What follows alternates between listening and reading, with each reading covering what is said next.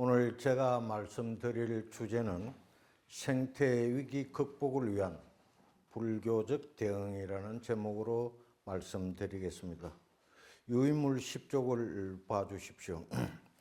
현재 인류가 당면한 지상 최대의 과제는 생태계 파괴로 인한 기후위기, 클라이메이트 크리시스라고 할 수 있습니다.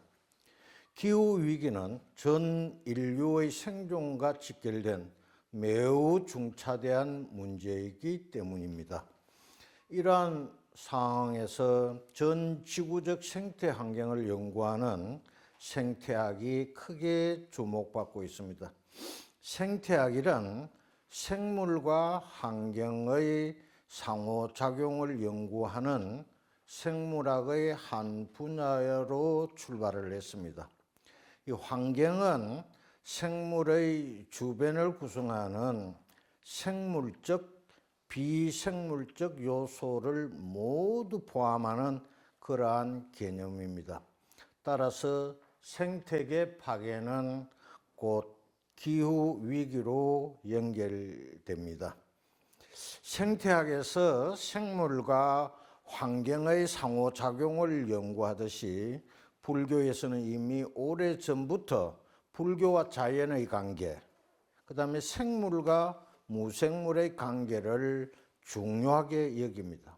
그 결과 모든 현상계는 상호 의존의 관계임을 천명하였습니다.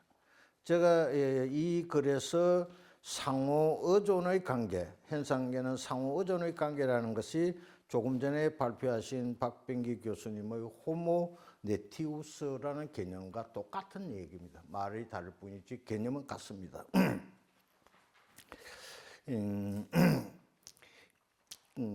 그래서 부처님은 모든 존재의 생명을 존중하라고 가르쳤습니다. 더 나아가 모든 존재의 생명을 빼앗는 살생, 빠나띠빠따, 이 빠나띠빠따라는 이 살생을 불교의 최고의 금기 사항입니다. 이게 가장 중요한 계율이죠. 이제 이러한 불교의 그 생명 존중 사상과 생태학을 접목한 불교 생태학이 1990년대부터 태동하게 되었습니다. 불교 생태학의 목적은 바로 생태 위기를 극복하기 위한 것입니다. 지금까지 기후위기에 관한 원인과 해결책은 이미 많이 제시됐습니다. 이건 자연과학자들이 수많은 논문을, 그러니까 수백 편의 논문들이 제시되어 있습니다. 그러나 불교적 관점에서 보면은 생태계 파괴로 인한 기후위기는 근본적으로 우리 인간들의 무지와 욕망에서 비롯되었다고 불교에서는 진단합니다. 여기서 각주 보면은 무지와 욕망을 불교 수로로는 무명, 아비자와 그 다음에 가레, 딴하 이로 말미암아 모든 이 생태계 문제가 발생하게 됐다라고 불교에서는 진단합니다. 그래서 불교에서 말하는 무지란 모든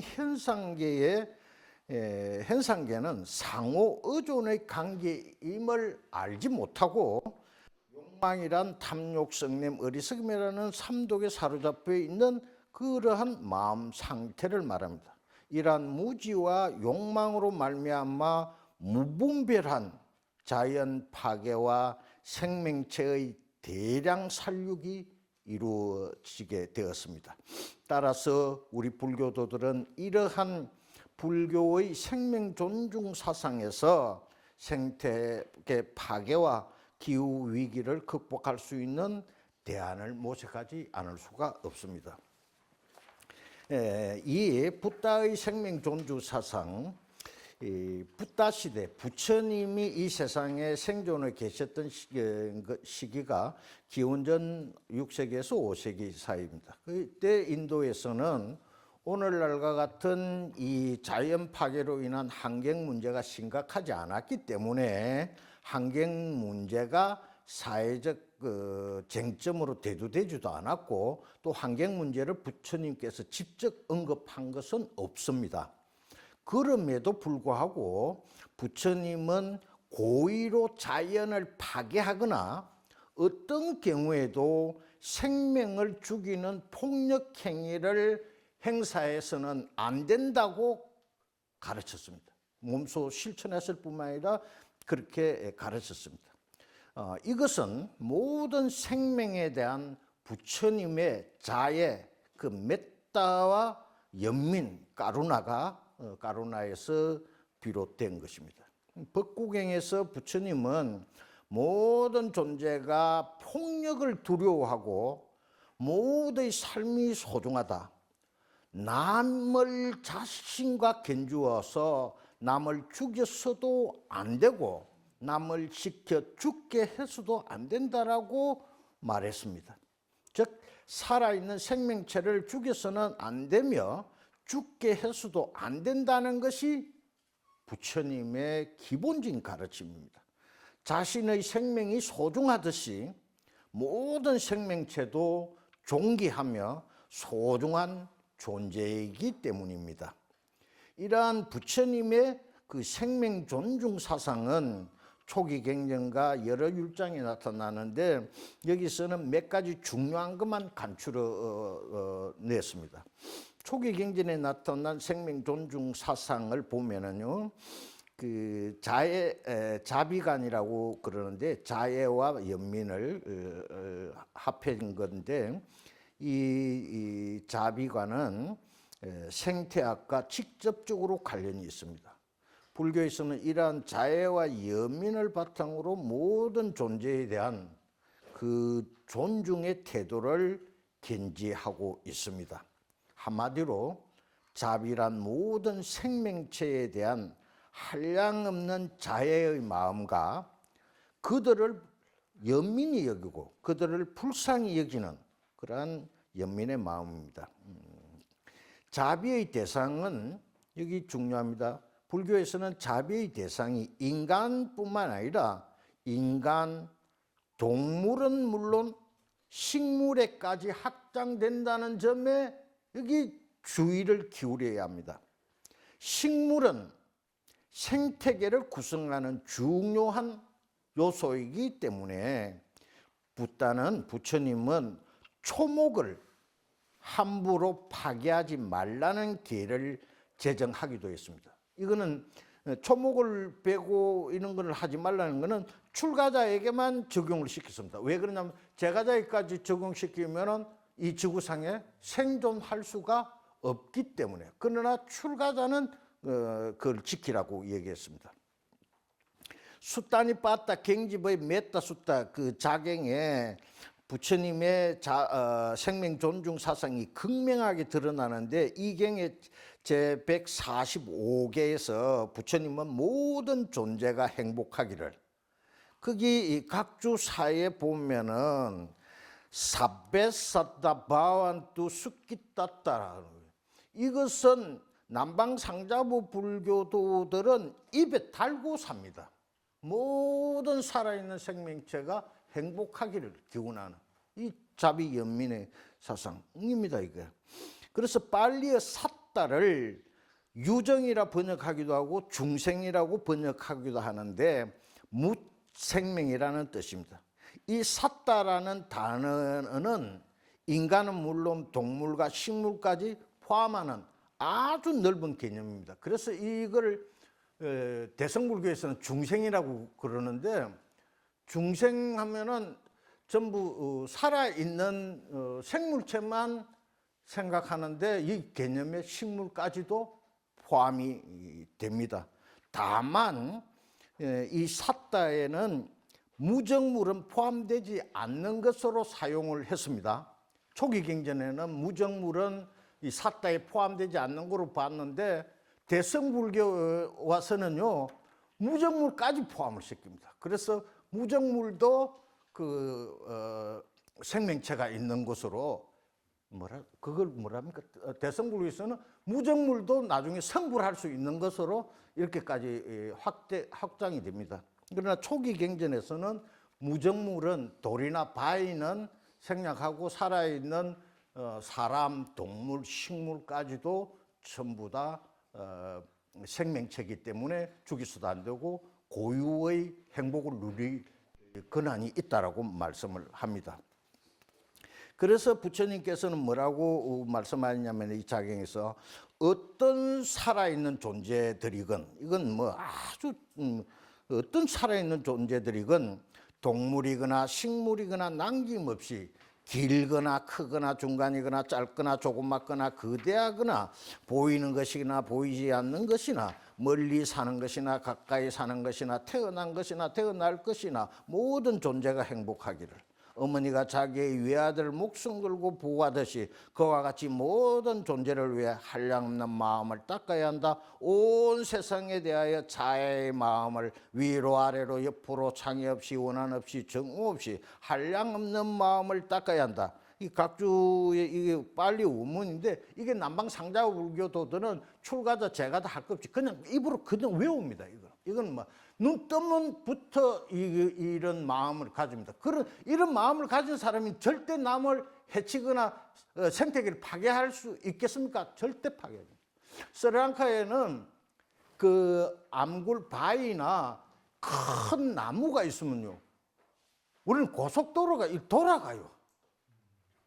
근데 그거 보고 깜짝 놀랐어요. 우리 같으면 그 바위고 그 오래된 나무고 한껏 밀어서 일직선으로 고속도로를 내지 그 바위나 그 자연을 가능하면 파괴를 안 하려고 우회를 하는 걸 보고 이 사람들이 얼마나 그 생태를 소중하게 여기는가 하는 것을 절실히 느꼈습니다. 자, 이 인용한 이 개송에 부처님의 생명 존중 사상이 다 들어있다고 해도 과언이 아닙니다. 불교의 자비관을 이처럼 잘 묘사한 경은 찾아보기가 없습니다. 특히 어머니가 자기의 외아들을 보호하듯이 모든 존재를 위해 자애의 마음을 일으키라는 붓다의 가르침은 불교 생태학의 핵심이라고 할 수가 있습니다. 그런데 이거는 인간은 이기적인 동물인데 이런 마음을 일으킬 수가 없습니다. 이기적인 동물이기 때문에 이걸 그래서 이게 이제 초기 경전에서는요, 짜따리 브라마 위아라라고 이게 대성불교에서는 사무량심이라고 그러는데 원래로 글자로 보면 사범주입니다. 네 가지 이 범천의 거처라고 하는데 이 마음을 닦아야 된다는 겁니다. 이거는 억지로라도 이걸 배우고 일으켜야 되는 것이지 안 하면은 이런 마음이 안 생기고 인간이 아주 야만스러운 사악한 존재가 될 수 있고 그래서 이 수행의 덕목에 자애관으로 들어 있습니다. 이걸 닦아야 된다 이런 얘기입니다. 그리고 이제 한 가지 또 덧붙이는 것은요, 부처님은 살아있는 생명체는 말할 것도 없고 종자나 식물을 해치는 것도 죄가 된다고 얘기를 해서 출가자에게는 그 식물이나 종자까지도 파괴하지 못하게 했습니다. 그리고 부처님을 나타내는 아주 유명한 말이 뭐냐면 사문고따마는 종자나 식물을 파괴하는 것을 여의었다. 이 빨리 우문 한번 읽어보겠습니다. 이건 미자가마 부타가마 사마람바 빠띠비라또 사마노 고따모. 그러니까 부처님은 그 종자나 식물조차도 파괴하지 않는 그런 분이다라고 칭송을 하는 것입니다. 자, 그래서 여기서 중요한 단어가 비자가마라는 이 종자라는 거하고 부타가마라는 게 이게 식물입니다. 그래가지고 불교 초기 경전에는 이게 비자가마는 성장하는 씨앗인데 시즈2 글로운이 아니고 글로우입니다. 이 n이 빠져야 됩니다. 이거 탑니다. 이 부타가마는 자란 씨앗. 근데 어쨌든 종자와 식물 이 두 가지를 엄청나게 강조합니다. 초기 경전에서는. 그것이 어떤 관계를 맺느냐 하면은요, 이게 식물을 파괴하는 것까지도 우리 인간의 심성에 영향을 미친다는 것입니다. 이게 그래서 아라한들은 이 성자들은 그 식물의 생명까지도 생각을 해야 된다. 이렇게 이야기합니다. 그러니까 이거는 제가 다 실천하기는 굉장히 어려운데 이런 것이 이 초기 경전에 있다는 사실만 여러분들이 생각을 해야 된다. 그러니까 불필요하다고 해서 나무를 베거나 이런 것조차도 조심해야 된다는 거예요. 그래서 저는 모든 걸 다 묶는데 난 안 묶는 게 하나가 있습니다. 씨앗 나물 있죠. 뭐 씨앗 나물 있잖아요. 새싹 막 나오는 그건 너무 잔인해. 그래서 그거는 물 때마다 가슴이 떨려. 내가 이 비자 가마하고 부타 가마를 생각하면 차라리 자란 거 하나를 해치는 게 아니라 이거는 수백 개를 없애는 어떤 그런 개념이거든요. 이건 제 개인적인 응계입니다만 그 밑에 문단 내려와서 이와 같이 비자 가마하고 부타 가마라는 이 용어는 상호 의존적인 개념이라는 것을 이걸 암시하고 있습니다. 이게 박병규 교수님 말하는 호모 인더러 네티우스하고 똑같은 개념입니다. 그걸 암시하고 불교 환경 윤리와 직결되는 일종의 철학적 가르침입니다. 그래서 초기 경전에 나타난 아힘사를 힘사로 읽는 사람이 많은데 밑에 점이 있습니다. 점은 앙으로 읽어야 됩니다. 아힘사인데 이것을 마하트마 간디가 비폭력 논 바이런스인가 그렇게 번역함으로 해서 많은 오해를 불러일으켰는데 이 아힘사의 정확한 의미는 남을 해치지 않는 무해, 불해라는 뜻입니다. 절대 남을 해쳐서는 안 된다는 불해입니다, 이게. 그래서 비폭력도 폭력의 또 다른 형태에 불과하기 때문에 이걸 비폭력이라고 얘기하면 안 됩니다. 그래서 부처님은 상대를 해치고자 하는 그 적의 마음을 일으키는 그 자체가 크나큰 제약의 시작이라고 봐서 그 적의 마음 자체를 버려야만 진정한 평화, 산티가 내면에서 자라날 수 있다라고 이렇게 말합니다. 그래서 여기서 말하는 상대는 바로 인간뿐만 아니라 동물, 자연에게까지 확대된다는 그런 것입니다. 그리고 중앙교 우바세경에는 흰옷을 입은 성스러운 제자는 살생을 떠나고 살생을 꺾고 칼이나 몽둥이를 버리고 부끄러움과 수치심이 있고 자비심이 있으면 나아가 곤충에 이르기까지 일체를 요익하게 하나니 그는 살생에서 그 마음을 깨끗이 없앤다. 흰옷을 입은 성스러운 제자는 이 제1법을 잘 보호하여 행한다. 여기서 말하는 흰옷을 입은 성스러운 제자라는 건 백이성제자, 제가신자, 우바세, 우바이를 말합니다. 우바세라도 출가자가 아니라도 제가신자인 우바세, 우바이인데 절대 죽여서는 안 된다. 살생은 어떤 경우에도 용납이 안 된다. 그런 얘기입니다. 그 다음에 율장에 나타나는 것은 이제 5개인데 제가자가 지켜야 할 5개를 지켜야 되는데 그 5개가 불살생, 불투도, 불사음, 불망어, 불음주로 알려져 있지만은 이 5개의 본래 의미는 살생, 도둑질, 삿된, 음행, 거짓말, 음주를 멀리 여인다는 것입니다. 그래서 외람만이가 있습니다. 여인다는데 그게 뜻이 있어서 살생을 멀리 여이는 것, 이살생, 한문으로는 이살생, 떠난다 이거예요. 그 다음에 도둑질을 멀리 여이는 것, 도둑질을 멀리 여이는 것, 이투도, 삿된 음행을 멀리 여이는 것, 이사음, 거짓말을 멀리 여이는 것, 이망어, 술과 중독성 물질을 멀리 여이는 것, 이음주이다. 그 중에서도 불살생계는 생태계 파괴를 막을 수 있는 불교적 대안으로 제시되는데 이 5개가 대승불교에 와서는 하지 말라는 불살생으로 명령형으로 되어 있지만 이건 자발적으로 내가 안 하겠다는 거. 오늘 여기 나오는 이게 여기 핵심이 이 개를 스스로 지키겠다고 서약하는 것이기 때문에 이 초기 이 해석, 부처님 말한 여기에 초점을 맞춰야 됩니다. 강제성을 띠는 게 아니고 내 스스로가 그렇게 하지 않겠다고 다짐하는 것입니다. 그래서 팔리의 빠나티빠따 외람마니가 이게 살생을 떠난다는 것입니다. 내가 스스로 from afraid, 내가 스스로 삼가한다, 떠난다 이런 뜻입니다. 그래서 빠나는 이 빠나가 엄청난 이 개념입니다. 이건 생물이라는 뜻도 있고 유정이라는 뜻도 있고 생류라는 뜻도 있고 생명이라는 뜻도 있고 엄청나게 큰 단어입니다. 이 빠나 안에 모든 게 포함되는 것입니다. 그런데 여기에 아띠빠따를 더해가지고 빠나띠빠따 이러한 모든 생명체를 그 파괴하는 것, 죽이는 것, 빼앗는 것 이걸 살생이라는 개념으로 씁니다. 그러니까 절대로 살아있는 생명체를 해쳐서는 안 된다는 것.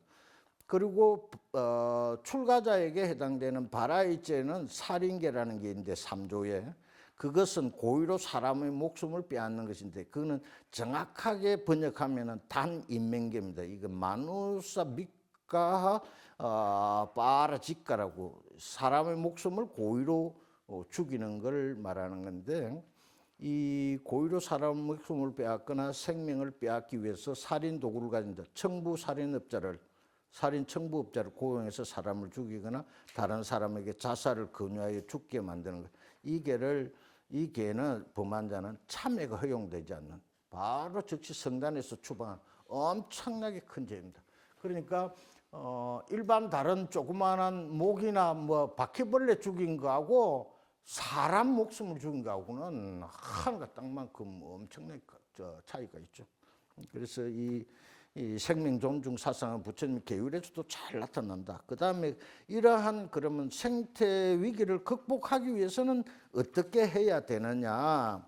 그것이 이제 여러 가지가 있는데 이러한 그 생태 파괴와 기후 위기 근본적인 원인과 그 해결책은 바로 인간에게서부터 찾을 수밖에 없습니다. 인간의 무지와 그 과래 때문에 이 모든 것이 생겼기 때문에 불교 생태학에서는 외부적 요인에 초점을 맞추기보다도 인간 내면에다가 초점을 맞춥니다. 그렇지 않고 피상적으로 외부 환경에 초점을 맞춰서는 아주 곤란하고 해결책이 없다는 것입니다. 그래서 인간의 근원적인 욕망이 외부로 표출된 것이 이 생태 파괴나 이 기후 위기로 왔기 때문에 우리 인간들이 변해야 된다 그런 뜻입니다.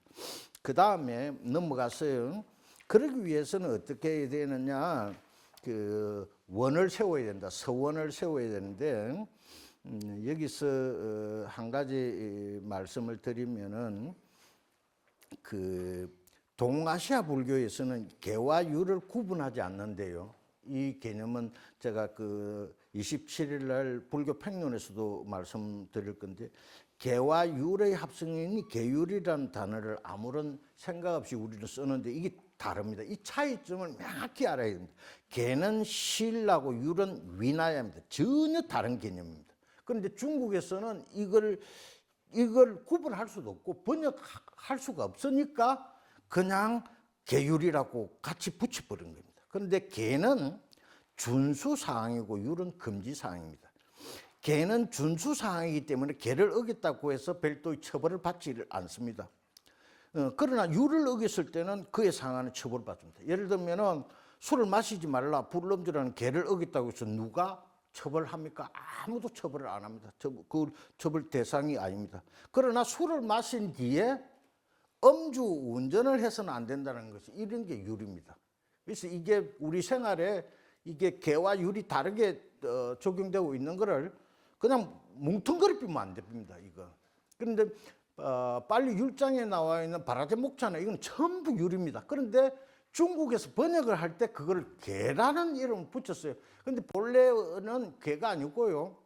시카바다라고 학적 마땅히 배워야 할 것, 마땅히 지켜야 할 것이란 뜻인데 이런 말을 중국에서 말을 만들 수가 없으니까 전부 개라고 번역해버려요. 그러니까 도선이라는 당나라 시대 도선율사가 사분율을 번역하면서 전부 개라고 이름 붙여버려요. 지금 와서는 바꿀 수가 없는 거예요. 그러나 거기에 율장이 나타나는 건 전부 율이지 개가 아닙니다.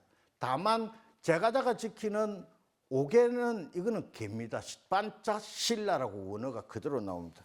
자, 이런데 이걸 이제 왜 그러냐면 우리가 이게 환경 문제나 이런 걸 할 때는 율을 정할 수가 없습니다. 이 준수 사항인 계를 정해야 되는데, 근데 이 계를 또 제정하는 것도 상당히 문제가 있습니다. 계는 부처님이 제정해 난 5계를 바꿀 수가 없습니다. 그래서 스리랑카 같은 데는 어떻게 하느냐면 어린이에게도 이 5계가 빠나띠빠따 웨라마니 시카바당 사마디야미 아디나다나 웨라마니 시카바당 사마디야미 이렇게 5계문을 아가 말하기 시작할 때부터 외웁니다. 그냥 그대로 합니다.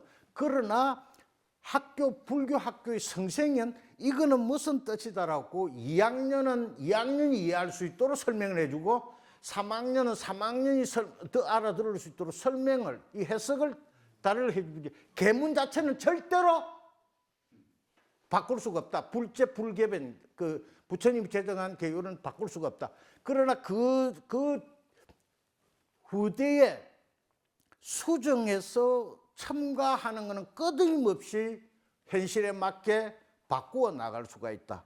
그런데 그렇게 하기 위해서는 불교도들이 실천 가능한 서약의 맹세를 만들어야 되는데, 그거는 이제 우리 한주영 사무총장님이 그걸 자세히 발표를 해줄 것인데요. 제가 말하고자 하는 것은 산스크리트로 브라타라는 단어가 있습니다. V-R-A-T-A 브라타 혹은 브라땅이라고 하는 건데, 이게 맹세, 서약, 자기 희생, 기도, 헌신 이런 뜻인데, 이런 나는 살아있는 생명체를 절대로 죽이지 않겠습니다 라고 자기가 맹세해야 되는 게, 남이 강제로 하라고 했다는 것은 아무런 실천력이 없는 것입니다. 그래서 이 서원을 말하면 성만부인의 10대 서원도 나는 죽을 때까지 생명이 있는 한까지 이러이러한 것을 실천하겠습니다, 이걸 만들어서 널리 홍보해서 많은 사람들이 그걸 실천할 수 있도록 하는 게 이 단체가 할 일이라고 생각이 됩니다. 그러면은 그걸 통해서 마지막으로 나올 수 있는 게 바로 이 원고가 제가 보냈던 첫 번째 원고예요. 뒤에 수정해 보냈는데 그래서 그 결론은 뭐냐면은 우리 불교도들은 자기 개인의 수행에만 전념할 것이 아니라 이 사회와 환경의 모든 걸 바꿀 수 있는 사회 참여 운동에도 적극적으로 동참해야 된다라는 것이 부처님 가르침이라고 해석합니다. 경청해 주셔서 고맙습니다. 감사합니다.